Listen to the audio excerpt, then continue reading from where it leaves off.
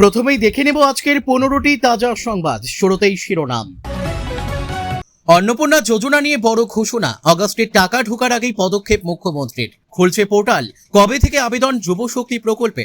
সর্বশেষ আপডেট। রেশনের চালে বড় বদল। 2026-27 থেকে নয়া নিয়ম। নির্দেশিকা জারি খাদ্য দপ্তরের।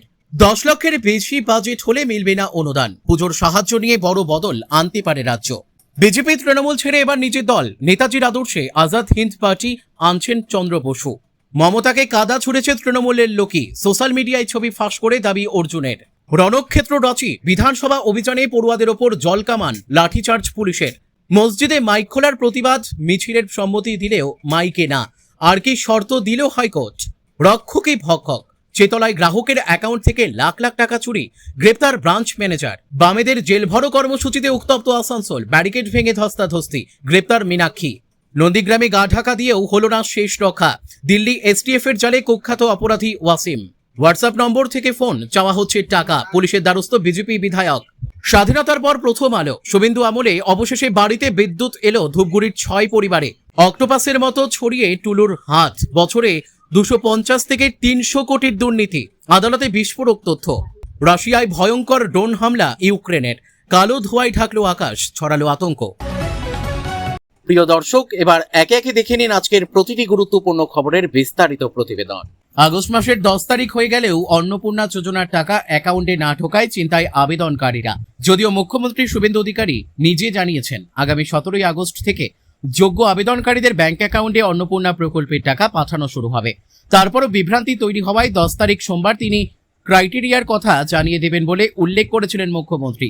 অন্নপূর্ণা যোজনা নিয়ে আজ বড় বৈঠক। মুখ্যমন্ত্রী বলেছিলেন, কারা কারা বিবেচিত হবেন সম্পূর্ণ ক্রাইটেরিয়া 10 তারিখ সোমবার বলে দেব।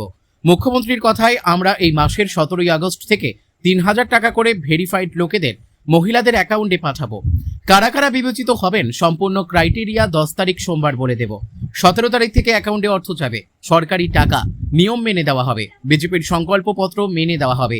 কারা অন্নপূর্ণা যোজনায় কারা প্রকৃত প্রাপক হবেন, কারা যোগ্য বলে বিবেচিত হবেন, সেই মর্মে আজ মুখ্যমন্ত্রী বড় ঘোষণা করতে পারেন বলে অনুমান করা হচ্ছে। প্রসঙ্গত, আগস্ট মাসে অন্নপূর্ণা যোজনার টাকা ঢুকতে দেরি হওয়ায় সোশ্যাল মিডিয়ায় নানা বিতর্ক ছড়াচ্ছে। এই পরিস্থিতিতে আগের দিনই সাংবাদিক বৈঠকে মুখ্যমন্ত্রী বলেছিলেন, আমাদের সব সোশ্যাল মিডিয়া টিম যারা যারা রিল বানাচ্ছেন, রিল করছেন, খুব নজর রাখছে। মুখ্যমন্ত্রী বলেছিলেন, যারা মিথ্যা তথ্য দিচ্ছেন তাদের চিহ্নিত করে রাখছি। মিথ্যা তথ্য যারা দিচ্ছেন তাদের বিরুদ্ধেও আইনগত ব্যবস্থা হবে। জনগণকে বিভ্রান্ত করার কোনো কারণ নেই। এই পরিস্থিতিতে আবেদনকারীদের সমস্ত চিন্তা দূর করতে জানা যাচ্ছে আজ নারী ও শিশু কল্যাণ দপ্তরের মন্ত্রী মালতী রাভা রায়কে নিয়ে সাংবাদিক বৈঠকে বসতে চলেছেন মুখ্যমন্ত্রী। কিভাবে ফর্ম স্ক্রুটিনির কাজ চলছে সেই সংক্রান্ত সমস্ত তথ্য সাধারণ মানুষকে জানাতেই এই বৈঠক বলে জানা যাচ্ছে। আজকের বৈঠক থেকে মুখ্যমন্ত্রী কি বার্তা দেন সেদিকে নজর থাকবে সকলে। প্রথম রাজ্য বাজেটে বিজেপি সরকার যুবশক্তি ভরসা কাজ প্রকল্পের ঘোষণা করে দিয়েছে। পূর্ববর্তী সরকারের যুবসাথী প্রকল্পের আদলে যুবশক্তি প্রকল্পের মাধ্যমে রাজ্যের বেকার যুবক যুবতীদের জন্য মাসিক আর্থিক সহায়তা প্রদান করা হবে এই প্রকল্পের মাধ্যমে। তবে কবে থেকে মিলবে ভাতা, এই প্রশ্ন তুলতে শুরু করেছে বাংলার যুবরা। বেকারদের অ্যাকাউন্টে ঢুকবে 2000 থেকে 3000 টাকা। বাংলার যুবশক্তি ইতিমধ্যেই আগস্ট মাস পড়ে গিয়েছে। বেকারদের যুবশক্তি নিয়ে বর্তমানে চর্চা তুঙ্গে পৌঁছেছে। এরই মধ্যে বড় খবর সামনে। সূত্রের খবর, সব ঠিক থাকলে পুজোর আগেই খুলে যাচ্ছে বেকার ভাতার পোর্টাল। রাজ্য বাজেটেও জানানো হয়েছে পুজোর মাসেই চালু হবে যুবসাথী। জানিয়ে রাখি, যুবশক্তি ভরসা কার্ড এই স্নাতক বেকাররা মাসে 3000 টাকা এবং যারা ন্যূনতম মাধ্যমিক পাস কিন্তু স্নাতক নন তারা পাবেন 2000 টাকা করে। অর্থাৎ কর্মহীন গ্র্যাজুয়েটরা মাসে মাসে 3000 টাকা আর নন গ্র্যাজুয়েটরা পাবেন 2000 টাকা করে। শোনা যাচ্ছে প্রকল্পের জন্য যোগ্যতা মান বাড়ি বাড়ি ঘুরে সমীক্ষা করে খতিয়ে দেখা হবে, সবটা হবু যুব কল্যাণ দপ্তরের তত্ত্বাবধানে। সম্প্রতি এই প্রকল্প বিষয়ে যুব কল্যাণ মন্ত্রী ইন্দ্রনীল খা বলেন, বেকারদের কর্মসংস্থান না হওয়া পর্যন্ত পাশে থাকবে রাজ্য। যুব শক্তিতে 2 ও 3000 টাকা করে দেওয়া হবে। এ প্রসঙ্গে আবেদনের ক্ষেত্রে বয়স হতে হবে 21 থেকে 40-এর মধ্যে। যুব শক্তিতে আবেদনের জন্য আবেদনকারীর ছবি, ভোটার কার্ড, আধার কার্ড, বার্থ সার্টিফিকেট, মাধ্যমিক পরীক্ষার অ্যাডমিট কার্ড, ব্যাংক অ্যাকাউন্টের ডিটেলস, শিক্ষাগত যোগ্যতার শংসাপত্র, অরিজিনাল ও প্রফেশনাল ডিগ্রি সার্টিফিকেট প্রয়োজন হতে পারে। যদিও এই বিষয়ে এখনো সরকারি আপডেট সামনে আসেনি। এখনো আবেদন প্রক্রিয়া শুরু হতে কয়েক সপ্তাহ হাতে রয়েছে বলে মনে করা হচ্ছে।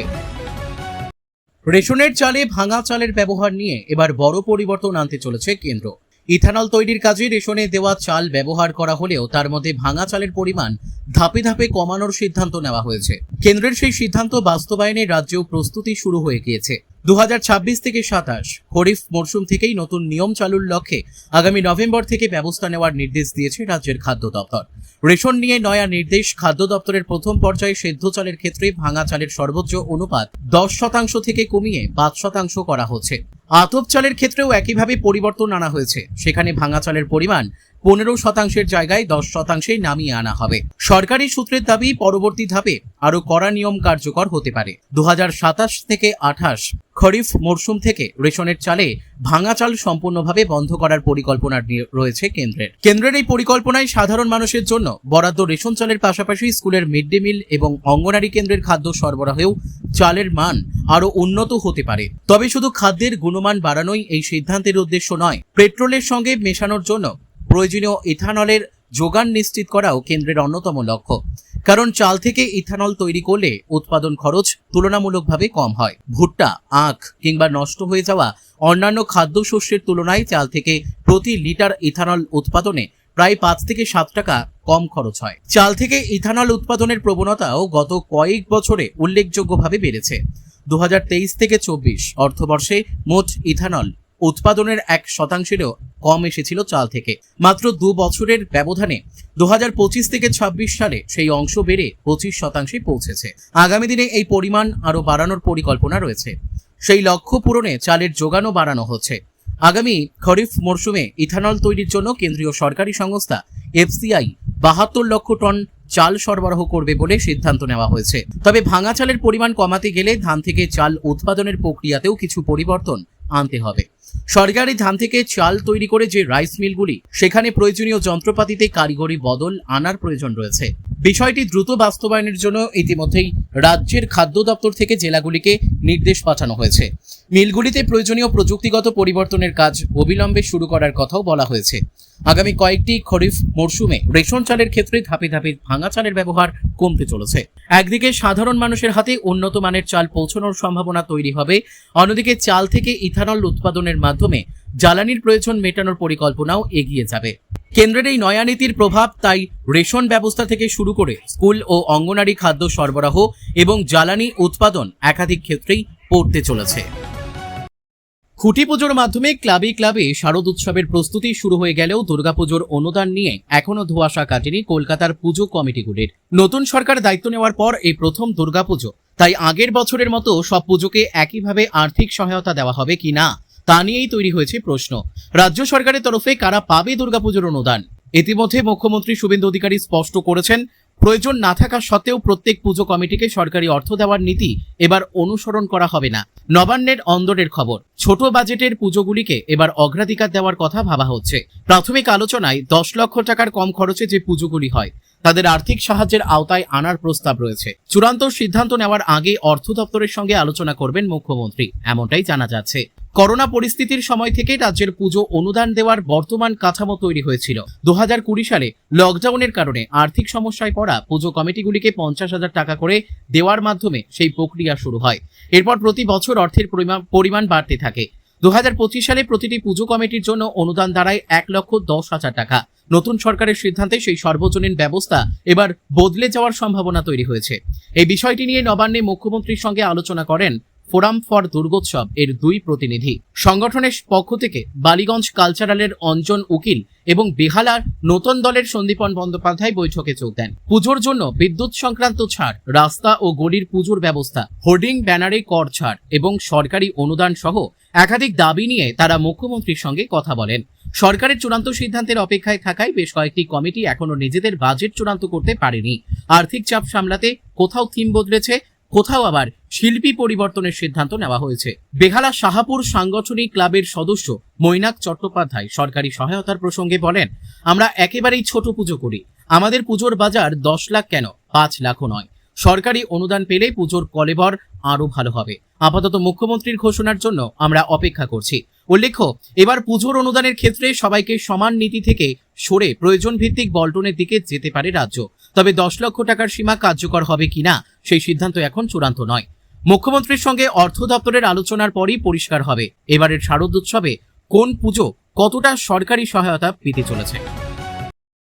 রাজনীতিতে নতুন সমীকরণের ইঙ্গিত। নেতাজি সুভাষচন্দ্র বসুর আদর্শকে সামনে রেখে জাতীয় স্তরে নতুন রাজনৈতিক দলের নাম হতে চলেছে আজাদ হিন্দ পার্টি। আর এই নয়া রাজনৈতিক মঞ্চের অন্যতম গুরুত্বপূর্ণ মুখ হতে পারেন নেতাজির প্রপৌত্র চন্দ্র বসু। তবে প্রচলিত রাজনৈতিক দলের ধাঁচে নয়, মূলত জেন জিকে দলের সাংগঠনিক শক্তির কেন্দ্রে রাখার পরিকল্পনা রয়েছে। চন্দ্র বসুর নতুন রাজনৈতিক দল 1943 সালের 21শে অক্টোবর সিঙ্গাপুরে আজাদ হিন্দ সরকারের প্রতিষ্ঠার কথা ঘোষণা করেছিলেন নেতাজি। সেই ঐতিহাসিক দিনটিকেই নতুন রাজনৈতিক দলের সূচনার জন্য বেছে নেওয়া হয়েছে। পরিকল্পনা অনুযায়ী আগামী 21শে অক্টোবর আনুষ্ঠানিকভাবে পথ চলা শুরু করতে পারে আজাদ হিন্দ পার্টি। দলের প্রথম কর্মসূচির সম্ভাব্য স্থান হিসেবে উঠে আসছে কটকের নাম। নেতাজির জন্মভূমি থেকেই তার রাজনৈতিক দর্শনকে সামনে রেখে নতুন অধ্যায়ের সূচনা করতে চাইছেন উদ্যোক্তারা। এই উদ্যোগে চন্দ্র বসুর সঙ্গে যুক্ত হতে পারেন নেতাজির আদর্শে বিশ্বাসী একাধিক ব্যক্তি। তবে দলের সংগঠন গড়া থেকে শুরু করে ভবিষ্যতের রাজনৈতিক কর্মসূচি প্রতিটি ক্ষেত্রেই তরুণদের সক্রিয় অংশগ্রহণ নিশ্চিত করতে চাইছেন উদ্যোক্তারা। জানা গেছে, তৃণমূল কংগ্রেসের সঙ্গে সম্পর্ক ছিন্ন করেছেন চন্দ্র বসু। মুখ্যমন্ত্রী মমতা বন্দ্যোপাধ্যায়কে চিঠি দিয়ে ব্যক্তিগত কারণের কথা উল্লেখ করে দল ছাড়ার সিদ্ধান্তের কথা জানিয়েছিলেন তিনি। তৃণমূলের আগে ফরওয়ার্ড ব্লকের সঙ্গে যুক্ত ছিলেন চন্দ্র। তারও আগে দীর্ঘ 7 বছর বিজেপিতে ছিলেন তিনি। তৃণমূল ছাড়ার পর এবার নিজের রাজনৈতিক প্ল্যাটফর্ম তৈরির সিদ্ধান্ত নিয়েছেন তিনি। নতুন দল তৈরির ক্ষেত্রে অবশ্য বেশ কিছু সাংগঠনিক কাজ এখনো বাকি। নির্বাচন কমিশনের কাছে দলের নাম নথিভুক্ত করা থেকে শুরু করে প্রতীক চূড়ান্ত করা, একাধিক প্রক্রিয়া ধাপে ধাপে সম্পূর্ণ করতে হবে। চন্দ্র বসুর মতে নেতাজির রাজনৈতিক দর্শন এবং দেশ গঠনের চিন্তাকে বর্তমান সময়ে কাজে লাগানোই আসল সত্য।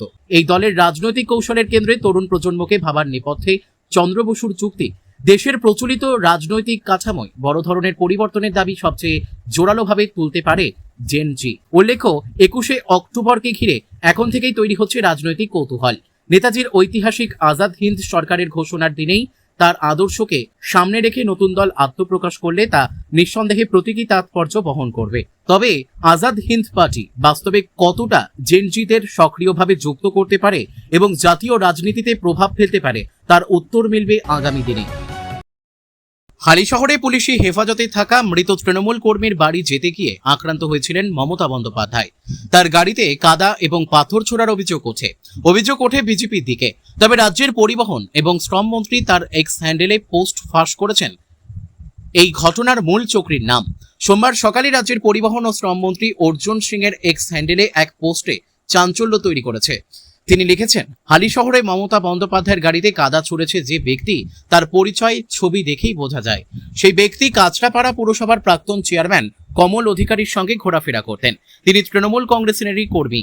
অর্জুন সিং প্রশ্ন তুলেছেন, তৃণমূল কি নিজেদের লোক দিয়ে কাদা ছুড়িয়ে বিজেপিকে অপমান করার চেষ্টা করছে, নাকি দলের অভ্যন্তরীণ গোষ্ঠীদ্বন্দ্বের ফল এটি? এই অভিযোগ নতুন করে রাজনৈতিক তরজা বাড়িয়েছে। মমতা বন্দ্যোপাধ্যায় ঘটনার পর পুলিশ ও রাজ্য সরকারকে তীব্র সমালোচনা করে বলেছিলেন, লুম্পেনদের সুরক্ষা দিচ্ছে প্রশাসন, বাংলা লুম্পেনদের হাতে চলে গেছে। তিনি মামলা করার কথাও বলেছেন। তৃণমূল সাংসদ কল্যাণ বন্দ্যোপাধ্যায় দাবি করেছেন এটি পরিকল্পিত হামলা এবং প্রাণনাশের চেষ্টা। অন্যদিকে মুখ্যমন্ত্রী শুভেন্দু অধিকারী বলেছেন, পুলিশ নিরাপত্তা দিয়েছে এবং কোনো বিজেপি পতাকা বা পরিচিত নেতা সেখানে ছিলেন না। এটি জনগণের ক্ষোভের প্রকাশ। অর্জুন সিং এর তার পোস্টে ছবি দিয়ে বলেছেন, কাদা ছোড়া ব্যক্তি কমল অধিকারীর সঙ্গে যুক্ত। কমল অধিকারী একসময় কাঁচরাপাড়া পুরসভার চেয়ারম্যান ছিলেন এবং তৃণমূলের স্থানীয় নেতা হিসেবে পরিচিত। অর্জুন সিং এর এই পোস্টে ফের সরব রাজনৈতিক মহলের একাংশ। তাদের মতে এই দাবি যদি সত্যি হয় তাহলে ঘটনা আরো জটিল হয়ে যায়। তৃণমূলের ভেতরে গোষ্ঠীদ্বন্দ্ব নাকি ইচ্ছাকৃতভাবে বিজেপির নামে দোষ চাপানোর চেষ্টা, এই প্রশ্নই করেছেন তারা। নিয়োগ দুর্নীতিতে উত্তাল ঝাড়খণ্ড। সরকারের সঙ্গে আলোচনা ভেস্তে যাওয়ার পর সোমবার রাঁচিতে পড়ুয়াদের বিধানসভা অভিযান ঘিরে কার্যত রণক্ষেত্রের চেহারা নিল এলাকা। পুলিশের ব্যারিকেড ভেঙে বিধানসভার দিকে এগোতে গেলে আন্দোলনকারীদের সঙ্গে খণ্ডযুদ্ধ বাধে পুলিশের। পরিস্থিতি নিয়ন্ত্রণে আনতে প্রথমে জলকামান ও পরে লাঠিচার্জ করে পুলিশ। অন্যদিকে এই জোড়া পরীক্ষার দুর্নীতিতে এদিনই ঝাড়খণ্ড সিআইডির হাতে গ্রেপ্তার হয়েছেন জেপিএসসির প্রাক্তন চেয়ারম্যান এল খিয়াংতে। পাশাপাশি মুখ্যমন্ত্রী হেমন্ত সোরেনের বাসভবনের সামনে বিক্ষোভ দেখাতে গিয়ে আটক হয়েছেন প্রাক্তন মুখ্যমন্ত্রী বাবুলাল মারান্ডি এবং বিজেপির রাজ্য সভাপতি আদিত্য সাহু। জেপিএসসি এবং জেএসএসসি পরীক্ষায় দুর্নীতির অভিযোগে গত কয়েকদিন ধরেই উত্তপ্ত ঝাড়খণ্ডের রাজনীতি। সোমবার সকাল থেকেই রাজ্যের বিভিন্ন জায়গায় জড়ো হতে শুরু করেন আন্দোলনকারীরা। জেপিএসসি জেএসএসসি রিফর্ম মঞ্চ এর ডাকে পুরনো বিধানসভা চত্বর থেকে মিছিল শুরু হয়। হাতে জাতীয় পতাকা ও প্ল্যাকার্ড নিয়ে নতুন বিধানসভার দিকে এগোতে থাকেন হাজার হাজার পরীক্ষার্থী। মিছিল রুখতে আগে থেকেই বিধানসভার চারপাশের প্রায় 4 কিলোমিটার এলাকায় 144 ধারা জারি করার পাশাপাশি 1,500-এরও বেশি RAF, IRB এবং বিশাল পুলিশ বাহিনী মোতায়েন করা হয়েছিল। বেলা বাড়তেই মিছিল পুলিশের ব্যারিকেডের সামনে পৌঁছয়।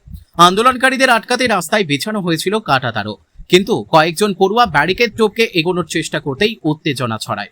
বিক্ষোভকারীদের ছত্রভঙ্গ করতে জলকামান ব্যবহার করে পুলিশ। যদিও সমাজ মাধ্যমে ছড়িয়ে পড়া ভিডিওয় দেখা যায় জলের তোড়ে পিছিয়ে যাওয়ার বদলে সেখানে নাচছেন আন্দোলনকারীরা। একদল পড়ুয়া সমস্ত বাধা পেরিয়ে বিধানসভা চত্বরে ঢুকে পড়লে পরিস্থিতি সামাল দিতে লাঠিচার্জ করে পুলিশ। রাঁচির ডিএসপি অরবিন্দ কুমার বর্মা জানান, পরিস্থিতি শান্তিপূর্ণ রাখারই চেষ্টা করা হচ্ছে। প্রয়োজনে পড়ুয়াদের দাবি সরকারের কাছে পৌঁছে দেওয়া হবে। এদিনের মিছিলে নজর কাড়ে ছাত্রনেতা দেবেন্দ্রনাথ মাহাতোর উপস্থিতি। টানা 9 দিন ধরে অনশনে বসে প্রায় 10.5 কেজি ওজন কমেছে তার। এদিন কার্যত অ্যাম্বুলেন্সে করে এসে স্ট্রেচারে শুয়েই বিধানসভা অভিযানে যোগ দেন ওই ছাত্রনেতা। আন্দোলনকারীদের আটকাতে রাস্তায় কাঁটাতার বিছানো নিয়ে তীব্র ক্ষোভ প্রকাশ করেন তিনি। দেবেন্দ্রনাথের কথায়, এটা কি পাকিস্তান, বাংলাদেশ বা চীনের সীমান্ত, নাকি অনুপ্রবেশকারী আটকাচ্ছে প্রশাসন? এরা তো ছাত্র। তার দাবি, কাঁটাতারের ব্যারিকেড দিয়ে এই আন্দোলন থামানো যাবে না। সরকারকে পড়ুয়াদের দাবির বিষয়ে সিদ্ধান্ত নিতেই হবে। ছাত্রদের এই আন্দোলনকে কেন্দ্র করে তুঙ্গে উঠেছে রাজনৈতিক তরজা। পড়ুয়াদের সমর্থনে এদিন মুখ্যমন্ত্রী হেমন্ত সোরেনের বাসভবনের সামনে বিক্ষোভ দেখায় বিজেপি। সেখান থেকে প্রাক্তন মুখ্যমন্ত্রী বাবুলাল মারান্ডি এবং রাজ্য সভাপতি আদিত্য সাহুকে আটক করে পুলিশ। বিজেপি নেতা অমর বাউরির অভিযোগ, রাজ্য সরকার ছাত্রদের দাবি উপেক্ষা করছে। আদিত্য সাহুকে তার বাড়িতেই প্রথমে গৃহবন্দী করে রাখা হয়েছিল বলে অভিযোগ তোলেন তিনি। CGL সহ বিতর্কিত সমস্ত পরীক্ষা বাতিলের দাবি জানিয়েছে পদ্মশিবির। মসজিদের মাইক খুলে দেওয়ার প্রতিবাদে সোমবার মিছিলের অনুমতি দিল কলকাতা হাইকোর্ট। বিচারপতি সৌগত ভট্টাচার্যের নির্দেশ, শর্ত সাপেক্ষে মিছিল হবে রাজাবাজার থেকে মৌলালি পর্যন্ত। 750 লোক নিয়ে মিছিলের অনুমতি দেওয়া হয়েছে। বেলা 11:30 থেকে মিছিল শুরু করে 1 ঘন্টার মধ্যে শেষ করতে হবে। সেই মিছিলেও মাইক ব্যবহার করা যাবে না বলেই সাফ জানিয়ে দেয় আদালত। ধর্মস্থান থেকে মাইক বন্ধ করে দেওয়ার প্রতিবাদে আগামী 11ই আগস্ট মিছিল করার অনুমতি চেয়ে কলকাতা হাইকোর্টের দ্বারস্থ হয়েছিল একটি সংগঠন। সোমবার সকালে কলকাতা হাইকোর্টের বিচারপতি সৌগত ভট্টাচার্যের এজলাসে মামলাটি উল্লেখ করেন আইনজীবী সব্যসাচী চট্টোপাধ্যায়। এদিন মামলার শুনানিতে মিছিলে পুলিশের অনুমতি না দেওয়ার সমালোচনা করেন বিচারপতি। তার বক্তব্য, অন্য কোনো মোটিভ নিয়েই অনুমতি দেয়নি পুলিশ। 3রা আগস্ট অনুমতি চাওয়ার পর শুক্রবার রাতে জানাচ্ছেন অনুমতি দেবেন না, আগেও জানাতে পারতেন। রাজ্যের আইনজীবী AG সুরজিৎ মিত্র জানান, কিছু তথ্য গোপন রাখা হয়েছে। আমরা সপ্তাহের মাঝে এটা অনুমতি দিতে পারি না। 2000-এর বদলে বড় জোর 300 জন থাকতে পারে মিছিলে। গড়িয়া বাসস্ট্যান্ডে থেকে SC Mullick road EM bypass থেকে মিছিল হতে পারে।